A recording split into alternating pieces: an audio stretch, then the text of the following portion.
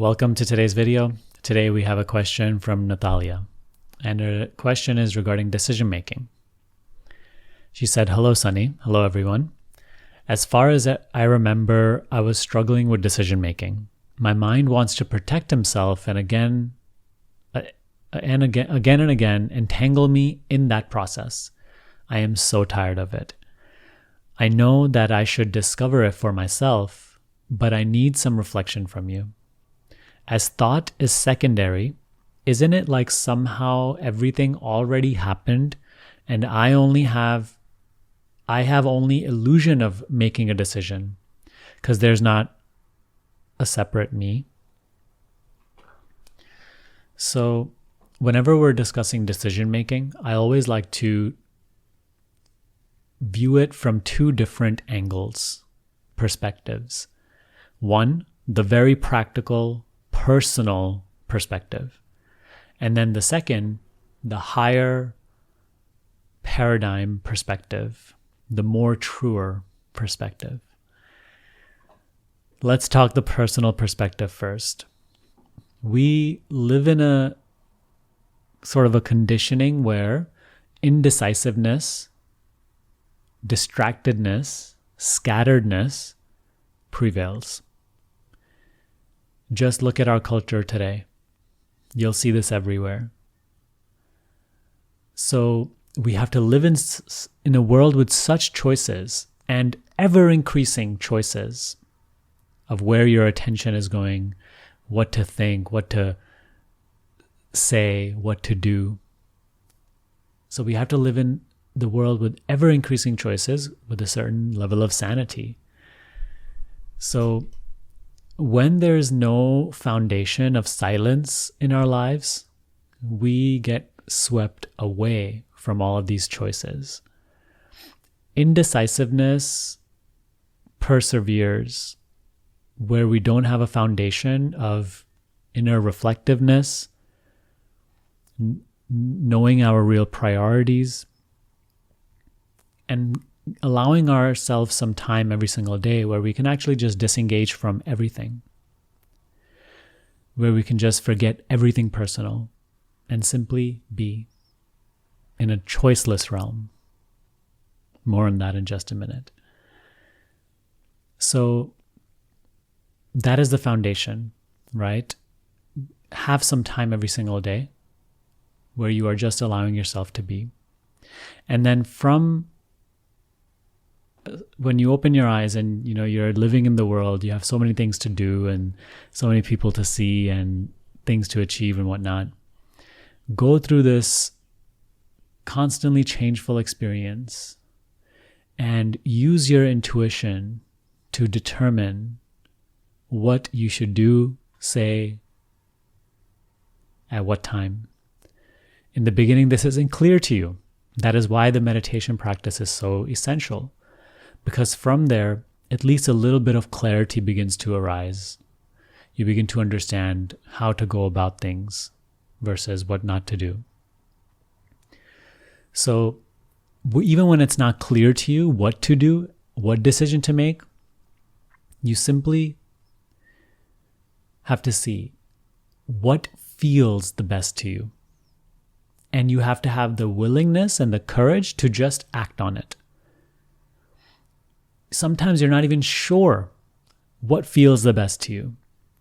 Even then, use your best judgment and make a decision. Start to follow your best judgment, what you feel you're being led to do, what you feel is the best decision in this moment in time.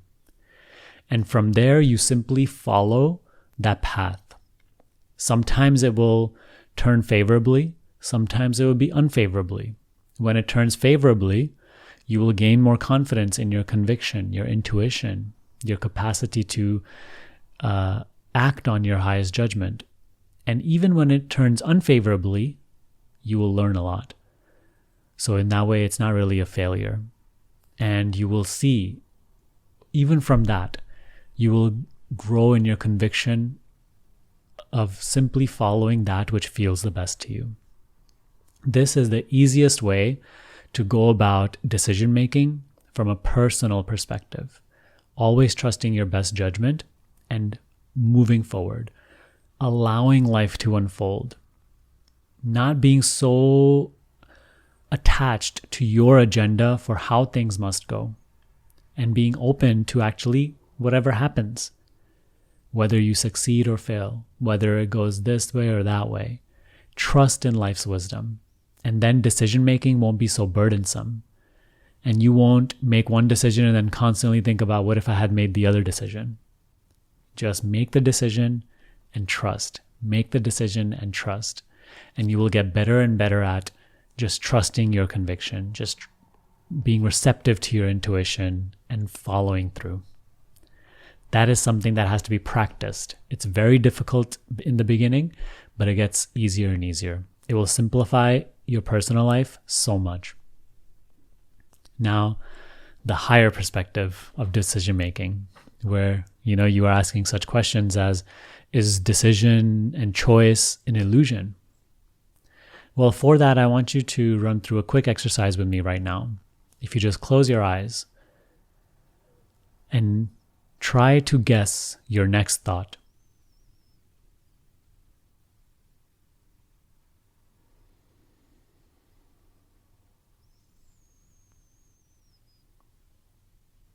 Chances are when you close your eyes and try to guess your next thought, maybe even no thought arises. And when it does arise, it was totally something random. Now I actually want you to keep your eyes closed and not think even a single thought.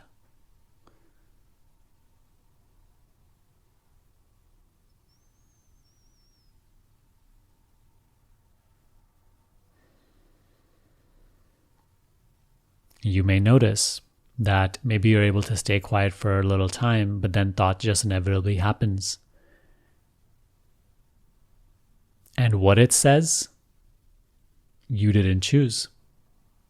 Maybe it's talking about dinner later, or maybe it's talking about this video and what you're learning right now. So the content of the thought, you don't choose. It just happens. Even when the thought will appear, you don't choose. It just happens. Even if right now you're going to say to yourself, no, I do choose my thought and I will choose my next thought. And you say, you're like, I choose to think table. Now, see what really happened there. You didn't actually go through any choosing process. You simply just thought the first thing that appeared in your mind. We have to really, through our own inner reflection, start to see how we do not choose when thoughts happen and what they say. Keeping this in mind, ask yourself, do you really, if you don't choose your thoughts, are you really the one making any decisions?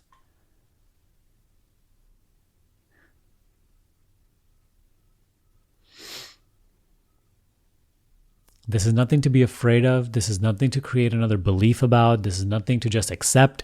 We really have to reflect on this. We have to experiment with this.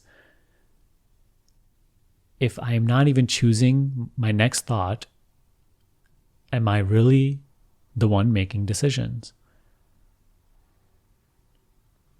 Am I really the one directing life?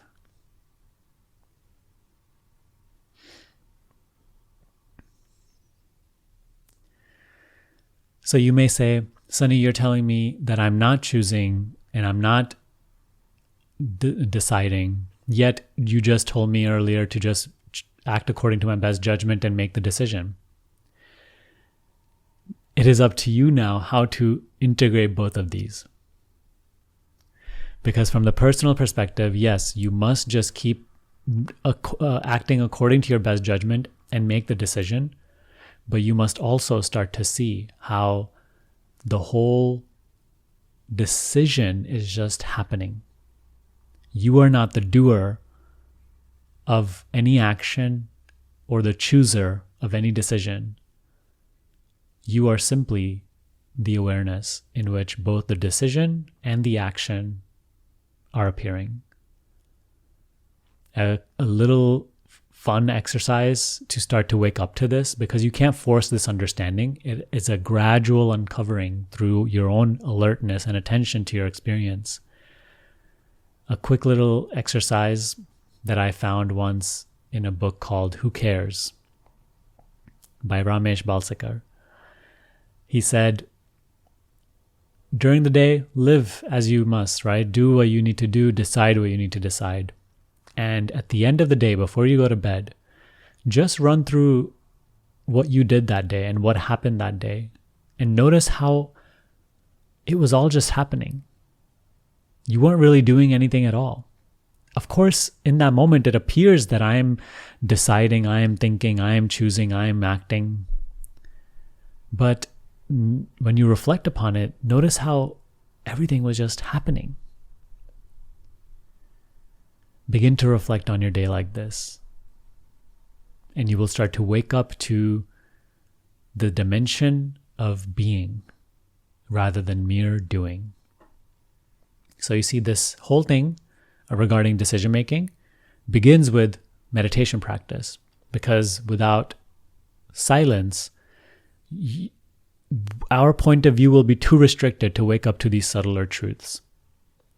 Without silence, we won't even be able to implement the practical advice of acting on our best judgment. So it starts with the meditation practice.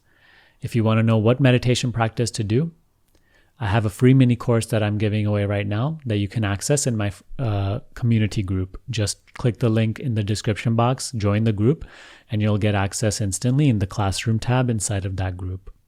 So you start with the daily meditation practice. And then daily, personally, you just act according to your best judgment. Make the decision, be decisive, right? Don't be indecisive and scattered. Start to make the decision on your best judgment and just allow life to unfold. Follow through. Just, pursue the decision that you've made. Have no care of the decision you could have made. Just stick with what you chose and follow through. That's what life has chosen. You do that all day, and then at the end of the day, start to notice how everything was just happening. Throughout the day, you can even reflect on this and start to really experiment with this, how you are not choosing any of your thoughts. Thoughts are just happening. Who are you to whom thoughts appear? Who are you to whom actions and the body and the circumstances appear? That is the self that will start to come into question. This is a good way to balance both personal decision-making with seeing decision-making from a higher perspective, where you see that all is God's will, life's will at play. So let me know if you have any further questions on this. If you want to submit questions, join the community group that I just mentioned earlier in this video, because over there you can interact with our entire community and submit questions for these videos. I also have some free resources in there. I have the mini course on meditation, emotional mastery and acceptance, and self-inquiry. So take advantage of those.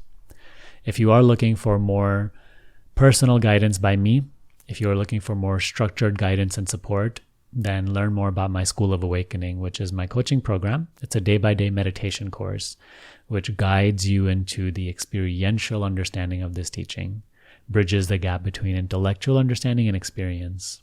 So I'll link that down below as well. Take advantage of that.